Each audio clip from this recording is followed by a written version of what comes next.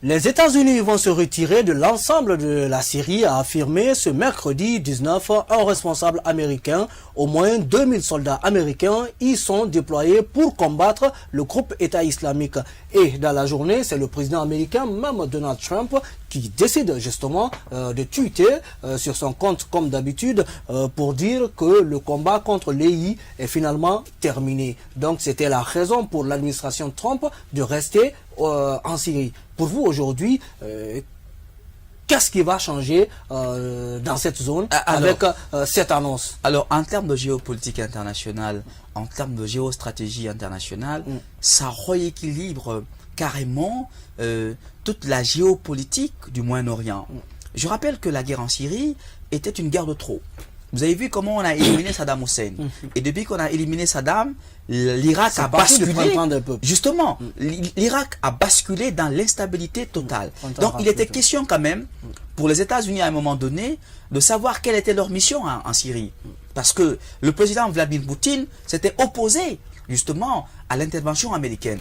Et Poutine a soutenu vaille que vaille, coûte que coûte, Bachar al-Assad. Et le groupe État islamique, la rébellion syrienne, est restée en marche justement de ce combat en Syrie. Moi, je suis très heureux que le gouvernement le plus puissant du monde, l'armée la plus puissante du monde, se retire de la Syrie. Je pense que cela va permettre rapidement au gouvernement syrien de récupérer une bonne partie de son territoire. Surtout la zone absolument le bastion des rebelles et justement de contrôler l'intégralité de son territoire et de sécuriser le territoire. Et je pense que du point de vue géopolitique international, ça change tout. Ça veut dire que désormais, les rebelles n'auront pas d'appui logistique tel qu'ils avaient jusqu'à présent, en tout cas du côté des États-Unis, parce que les Américains ne soutenaient pas Bachar. Et je pense que aujourd'hui, ça permettra justement au président Bachar al-Assad et à son allié russe et chinois, justement, de contrôler le territoire de la Syrie et de restaurer l'autorité de l'État sur l'entièreté du territoire syrien. Finalement, pour vous, est-ce la rébellion, est-ce le terrorisme qui combattait justement Bachar al-Assad? C'est un combat d'intérêt géopolitique. Vous avez les grandes puissances, notamment la Chine, la Russie, la France, l'Angleterre, les États-Unis qui interviennent en Syrie. Parce que la Syrie, quoi qu'on dise, est un intérêt éminemment géostratégique et politique.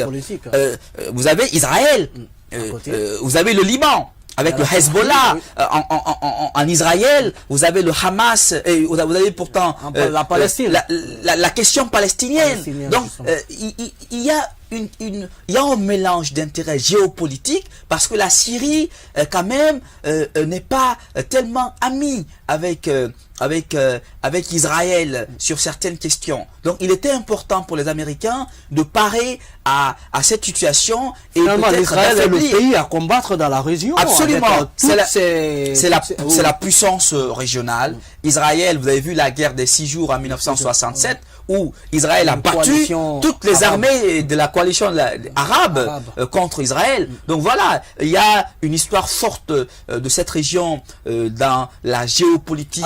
Alors qu'est-ce que vous répondez à cette autre question, selon des observateurs qui disent que la guerre de Syrie a permis justement aux Américains d'avoir une représentation militaire plus proche d'Israël?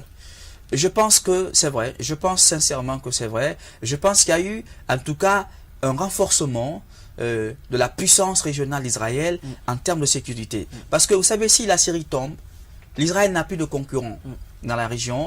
Et à part l'Iran, et l'Iran aussi est stoppé par les mêmes États, par la même puissance que les États-Unis. Les États-Unis, vous avez vu le programme nucléaire iranien. Le président Donald Trump est clair là-dessus. Israël, qu'on appelle l'Iran, ne doit en aucune hypothèse avoir l'arme nucléaire. Donc il fallait renforcer un peu Israël et stopper également la Syrie, détruire beaucoup de choses. Je pense que les grandes puissances sont dans une logique aujourd'hui qui ne renforce pas la sécurité internationale. Je suis très heureux que l'administration de Donald Trump comprenne qu'il fallait que les États-Unis se retirent de la Syrie pour permettre justement de maintenir la stabilité de la Syrie et permettre à cette région d'être en paix et en sécurité. Voilà. La Tunisie, l'Égypte, la Syrie, Absolument. la Jordanie, Ouais. et aussi il faut L'Irak, l'Iran, l'Iran, la Syrie. plutôt l'Iran, plutôt on ne va pas parler d'Irak, je veux parler du printemps arabe qui en tout cas a soufflé dans toute cette région. Tous ont quitté, sauf Bachar. Finalement, je est-ce pense une victoire de Bachar c'est une dans grande cette situation? C'est une très grande victoire. Je pense que c'est une grande victoire morale, en même temps militaire. Coûte que coûte, vaille que vaille, la Chine et la Russie sont restés fidèles à leur allié Bachar el-Assad. Et vous avez vu la visite de Bachar el-Assad à Moscou. La Russie est restée l'allié stratégique. Le fait que les États-Unis se retirent, ça diminue l'intensité du conflit. Donc aujourd'hui, vous n'avez que cela va permettre à l'État syrien justement en tout cas, ça va affaiblir d'affaiblir la position ennemie et de mieux contrôler son territoire parce que l'ennemi n'aura plus assez de résistance militaire. Je salue ce retrait américain et c'est une très bonne décision au plan de la paix et de la sécurité internationale parce que je rappelle simplement qu'après la Deuxième Guerre mondiale, après la création de la SDN en 1919, la SDN a été incapable d'assurer la paix et la sécurité internationale. C'est pourquoi on a créé à San Francisco, aux États-Unis en 1945, l'Organisation des Nations Unies qui a pour mission fondamentale le maintien de la paix et de la sécurité internationale et dont le siège est à New York aux États-Unis. Donc les États-Unis sont le principal bailleur de fonds. C'est pourquoi quand l'Amérique appartient à une guerre ou quand l'Amérique prend part à une guerre, c'est une grande guerre. Le fait que l'Amérique se retire, ça va apaiser un peu les tensions au Moyen-Orient et je salue cette décision de l'administration Donald Trump. Ils y ont déployé plus de 2000 soldats pour cette guerre en Syrie. Aujourd'hui, le retour, le rapatriement, l'annonce de ce rapatriement de ces soldats et de tout ce matériel, pour vous, comment cela peut être accueilli par le peuple américain? C'est un note de soulagement. Parce que vous savez, la guerre a un budget. La guerre coûte cher. Quand vous faites la guerre, il faut payer les soldats, il faut payer la logistique, il faut payer les armements. Je pense que ça fait une économie de budget pour le Pentagone, pour l'armée des États-Unis. Donc on va retirer les Marines, la US Army de la Syrie. Cela permettra justement d'économiser beaucoup d'argent et en même temps de ramener beaucoup de gens au pays. Parce que vous savez, les militaires, quand ils vont en guerre, ils ne sont pas avec leur famille. Donc les familles américaines, en tout cas les familles des soldats américains en Syrie sont très contentes. Les familles vont revoir leurs enfants et vont oublier un peu le temps passé hors de l'État des États-Unis. Je pense que c'est un rapprochement, en tout cas avec la paix et la sécurité dans cette région-là. Je souhaite la paix en Syrie, je souhaite la paix en Palestine, la paix en Israël, bref, la paix dans le monde et partout dans le monde, notamment au Moyen-Orient, où les tensions sont très vives. Est-ce que avec ce retrait des forces américaines, cela va diminuer certainement l'immigration des Syriens vers l'Europe? Bon, là peut-être non, parce que vous savez, les États-Unis se retirent, mais est-ce que la guerre est finie? La question reste et demeure. Les États-Unis disent qu'ils ont gagné contre l'EI. Pour vous, est-ce une réalité? Bon, vous savez, islamique, c'est stratégique. Vous savez, Henry Kissinger disait que l'école d'Oxford, en relations internationales, aux États-Unis, quand vous prenez l'université d'Oxford aux États-Unis et les autres universités de New York, de Chicago, la doctrine américaine, en tout cas des relations internationales, c'est la défense des intérêts des États-Unis.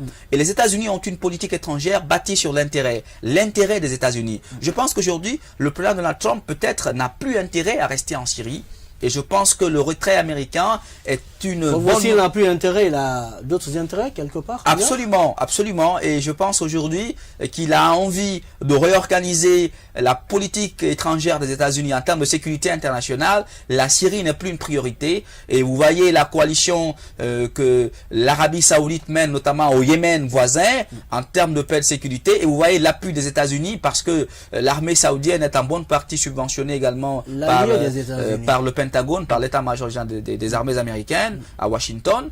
Je pense que c'est très important qu'on reste dans cette optique de la paix et de la sécurité multilatérale et qui est la condition nécessaire justement des relations internationales. Donc moi je suis très heureux qu'on ait ce retrait américain, mais je voulais insister sur une chose, ce n'est pas parce que les États-Unis se retirent que la guerre est finie en Syrie. On verra l'impact que cela va permettre, que cela va donner en termes de stabilité, mais je pense que la guerre n'est pas finie et on verra la suite de l'évolution. Voilà. Sur notre compte Twitter, un message pour commenter cette annonce de Donald Trump. Justement, c'est une façon de chercher à séduire le peuple américain. Quand on sait bien que ces dernières semaines, il y a eu quand même des démissions en cascade dans l'administration Trump.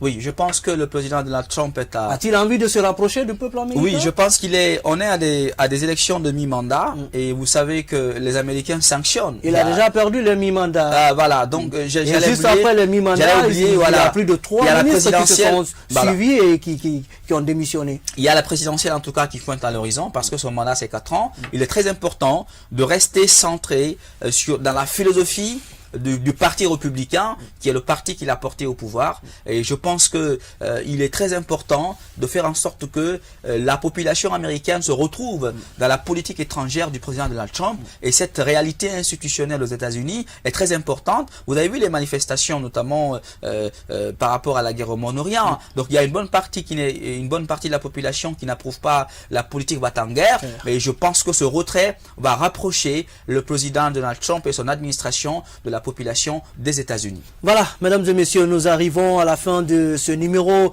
de votre émission Analyse. Je vous dis à demain. Merci en tout cas Idrissa Condé d'être passé dans cette émission. C'est une obligation et bonsoir à nos téléspectateurs. L'analyse continue chez vous. Nous, on vous dit au revoir, à demain.